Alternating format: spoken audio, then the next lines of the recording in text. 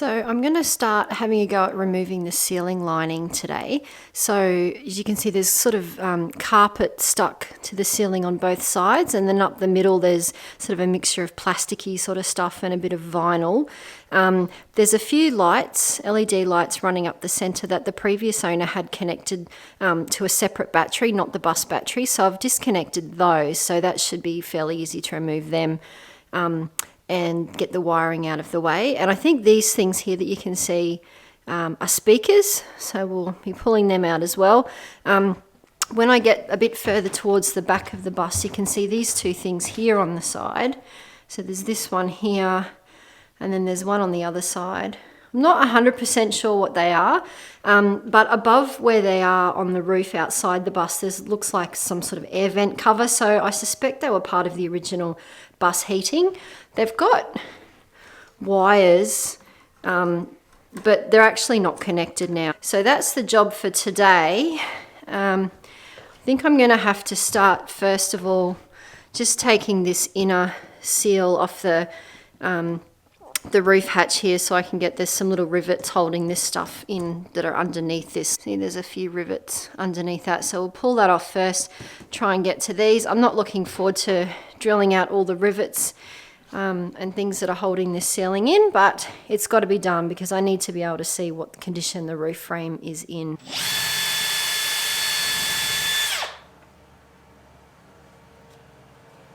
One down, about 1,000 more to go.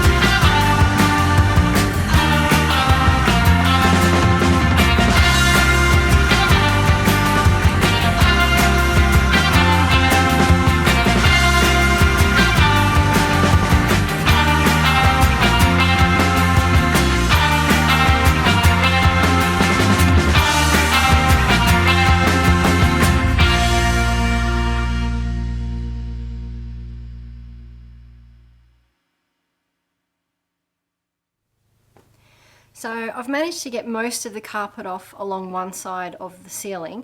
It's pretty hard going because not only was it riveted in, but then when I took all the rivets off, it was all glued to the metal underneath as well. So it takes a bit to really get it unstuck. I'm going to have good arm muscles when I finish this job. And what did I find underneath the carpet but more rivets in a layer of sheet metal that I'll also need to take off to be able to see the frame. So I never want to see another rivet again. But anyway, I'm getting there. It's a slow process, but it is coming off. So it just requires a bit of muscle power, and we'll get there eventually.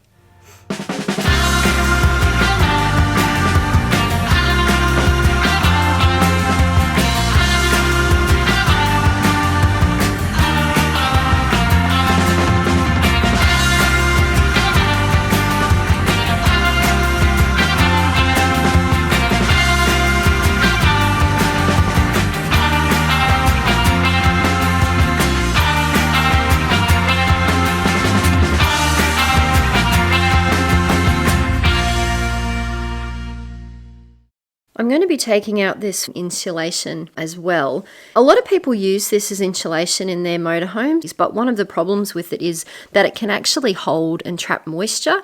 And obviously that's a huge problem in something like a bus where you can get condensation on the inside as well as potential leaks. So the last thing you want is for water to be trapped in the insulation, because then you've got more problems with rust.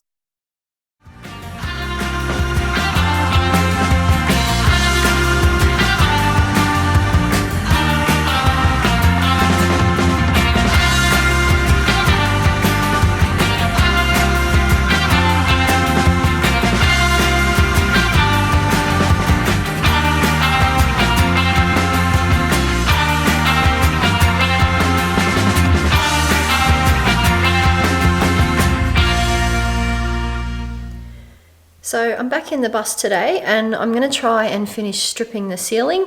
Arms and neck are still a bit sore from holding that drill above my head, drilling out all those rivets the other day, and I've still got lots more rivets to go. So we'll see how we go, but I'm really keen to get it done because I really want to see what condition the rest of the frame is in.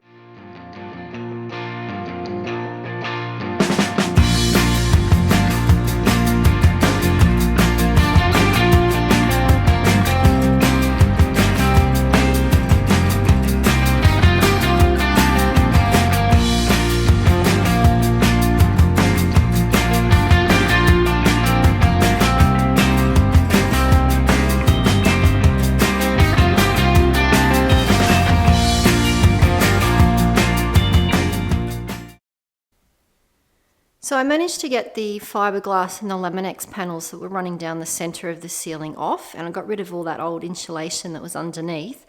There's still quite a few bits of this crappy Laminex that they've plastered to the frame. I think they must have used it just as a little bit of a spacer to put the lining on. I'm not sure, but anyway, it's a pain in the butt to get off.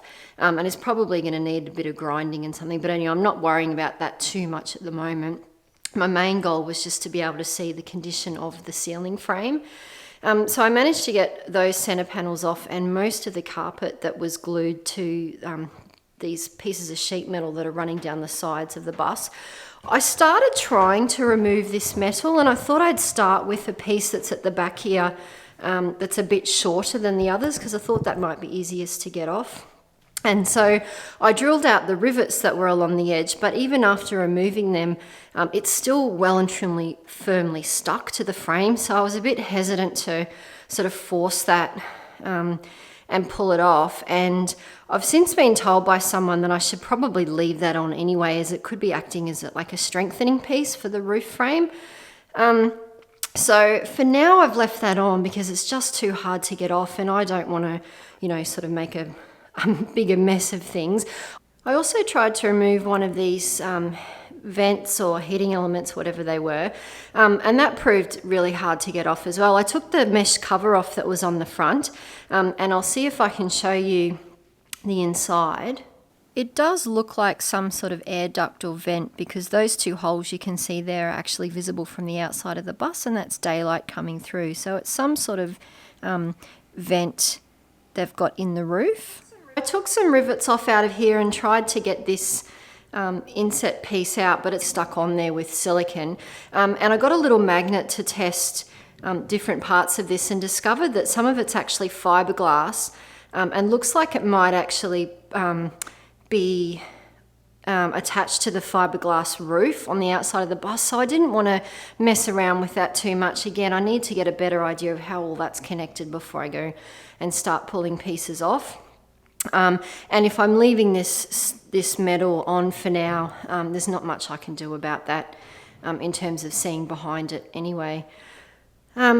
So yeah, now in terms of the condition of the roof frame, most of it doesn't look too bad, but there are definitely some patches of rust on the tops of some of the roof rails between the metal and the fiberglass. So you can see here, there's a little bit of rust in there. It's all stuck down with silicone, so it's really hard to get in there, and I'm not even sure how you would treat those bits of rust without taking off the roof, which I obviously don't want to do. Thankfully, there's not too many patches like that. I mean, most of it looks fairly good, but there's definitely some, you can see more again on this side. There's definitely some patches that really look like they should be treated. And I also discovered some more rust in the lower part of the frame at the very back of the bus where water's obviously been getting in. After I vacuumed out all the dirt and crap that was sitting in here, you can see that there's actually quite significant rust in this part of the frame as well. So that lower rail section in this back corner is also going to have to be completely replaced. So, you guys, obviously rust is an issue in my bus. When I bought the bus, I knew it looked like it had a bit of surface rust under the window seals, and the window seals are obviously old. So I was expecting to have to replace those, and I was prepared for that. I knew it would have a little bit of rust inside, and again, I was prepared to do a bit of grinding and painting to treat that. But what I wasn't prepared for was the extent of the rust, and it wasn't until I started stripping off the lining on the inside, and you could actually get a better look at the frame, that I realized that it's more than just surface rust. So, there's whole sections of rail, especially the rail that runs all the way along the windows, that basically all needs to be replaced because there's just too much rust in there. The rust has eaten right through that rail in a few sections. So I'm expecting that whole section of frame underneath the windows and possibly some of the vertical supports that go between the windows as well is all going to have to be replaced with new metal. Now, that involves cutting out sections of metal and re-welding pieces in, and at the moment that is way beyond my skill level because I don't know how to weld. That's certainly something I can learn, and everyone that welds tells me that it's an easy skill to learn. It requires a bit of practice once you know how to do it. And there's courses and classes around that I can do. So, I mean, that's certainly an option. And, possibly with enough time and enough practice, I would be able to replace those metal rails and sections of the frame myself.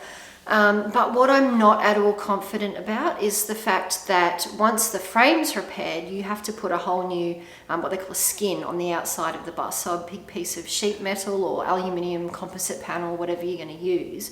And that's a massive piece of metal that basically runs along the whole length of the bus. And from what I've seen on other people's videos and, by asking questions in the Facebook groups, replacing that is not a one-person job for a start. You need several people who know what they're doing, and you need some sort of equipment or tools to be able to lift that piece of metal up against the side of the bus and hold it in place while you attach it.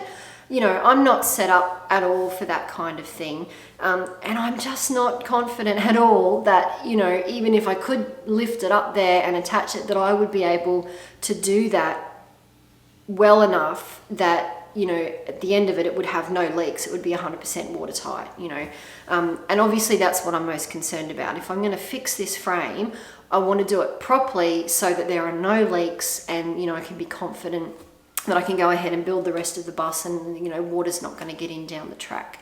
So I guess where I'm at now is I need to kind of take a step back and think about how I'm going to proceed from here.